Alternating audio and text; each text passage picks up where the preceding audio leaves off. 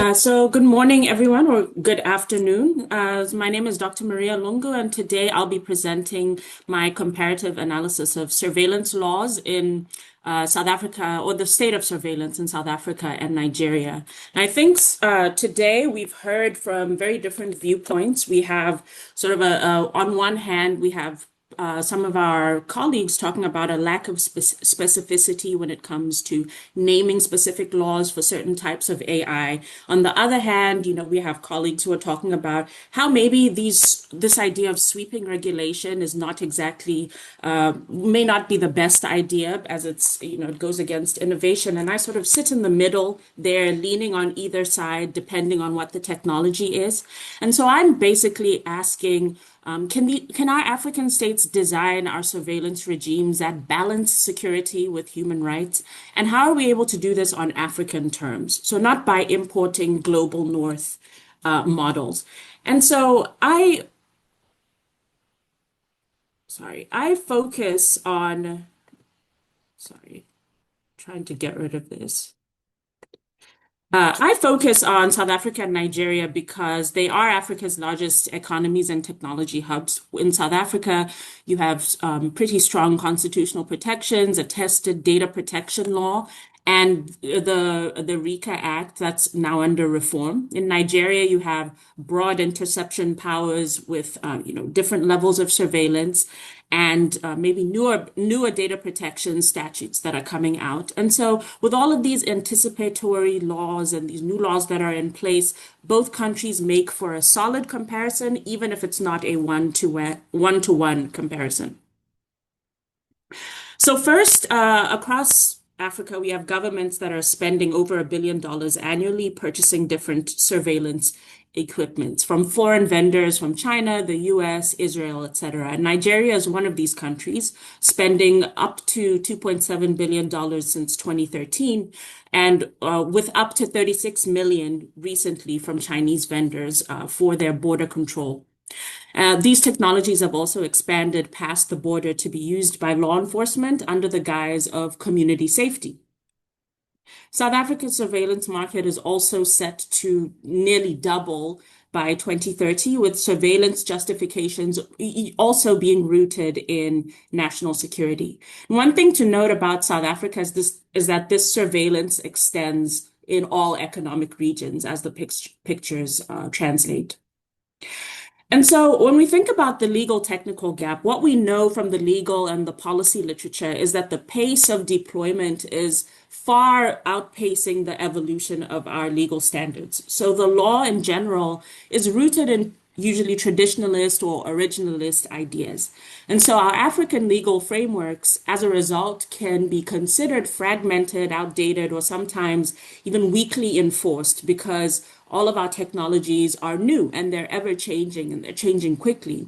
And so this isn't really just about slow lawmaking, it's also about the structural misalignment between our technology realities and what the law looks like. So this sets the stage for what I'm identifying as an algorithmic sovereignty gap.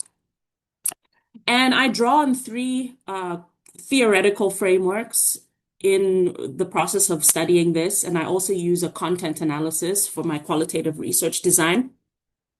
First, I look at Pasquale's black box problem, which we've heard mentioned a lot today, highlighting the opacity of these algorithms, but extending this to actually the opacity of how we procure our surveillance technologies. Then I discuss this in the context of data colonialism, which sees our data extraction as this global capitalist project.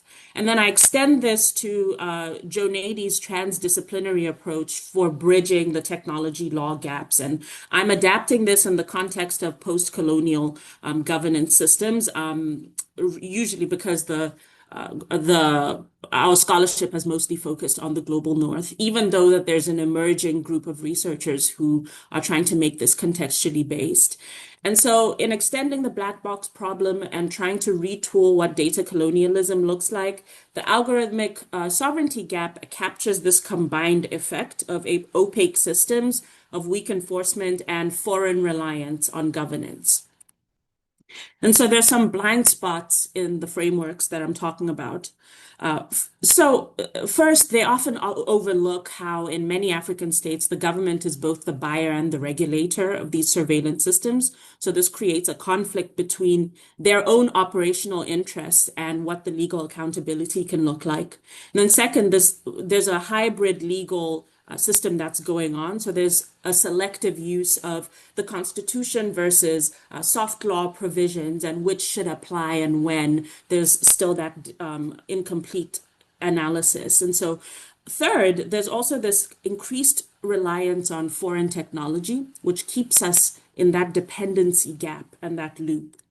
So when I looked at some of the outcomes, when I compared laws, strategies, policy in both countries, what we're seeing in South Africa is that there are some major holes. So there, I won't go into all of the case law that I looked at, but when we're talking about RICO, the amendment, um, the idea is that you want to improve judicial oversight when it comes to surveillance laws, but we're still stuck in this limbo without knowing what's going to happen with this law.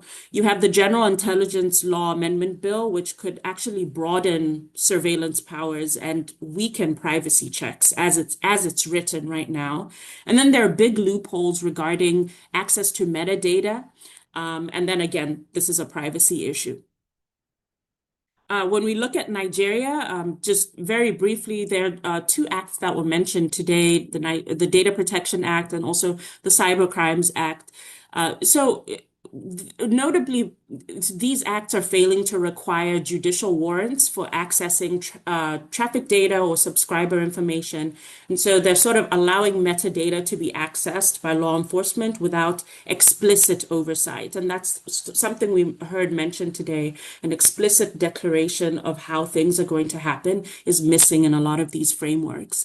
And one thing to note in the Cyber Crimes Act that we picked up on as well is how journalists who are some of the main opponents for some of these laws, remain very vulnerable. So we have Section 24 of the Act, which was amended to narrow cyber stalking definitions. So authorities are actually still able to retain this broad discretion in how they do their targeting and their monitoring. So there are a lot of these human rights issues that are presented. And so I establish the algorithmic sovereignty gap. And essentially, when we examine South Africa and Nigeria through the black box and data colonialism frameworks, we see different manifestations of the algorithmic sovereignty gap. So this is where legal authority exists, but states lack the operational and technical capacity to fully enforce oversight. And so it highlights that laws alone are not enough. But effective oversight requires aligning our legal power with the operational capacity. In the interest of time, I'll just get to the recommendations. So addressing some of these challenges, some things are being identified here. So in regard to both countries, some stronger judicial oversight of what metadata is how metadata is taken care of. So this would prevent some covert mass data collection and ensure that the surveillance remains proportional and accountable. We don't exactly know what this will look like, but these are the type of decisions and conversations that we need to have, coming from maybe comparing how different countries in Africa, not in the global north, are able to manifest this. And we'll also look at foreign technology dependence. So this is a big one, especially in the procurement literature.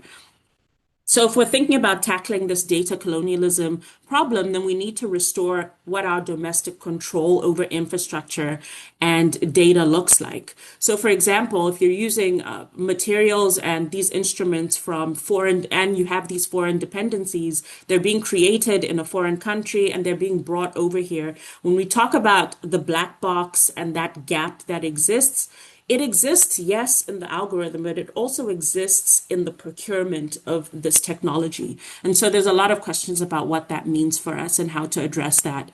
And then finally, when we think about regional governments frameworks, like I said, we need to allow our African states to have this negotiation back and forth. There are countries in Africa that are way ahead of others. At this stage, it's expected since AI is at its nascent stages, but we need need to start strengthening the leverage between countries so that we're not forced to be a part of these extractive and externally controlled surveillance systems as part of our own systems. So again, this research is extending this black box problem. It's retooling data colonialism, and I'm introducing the algorithmic sovereignty gap with an emphasis in Global South. Thank you.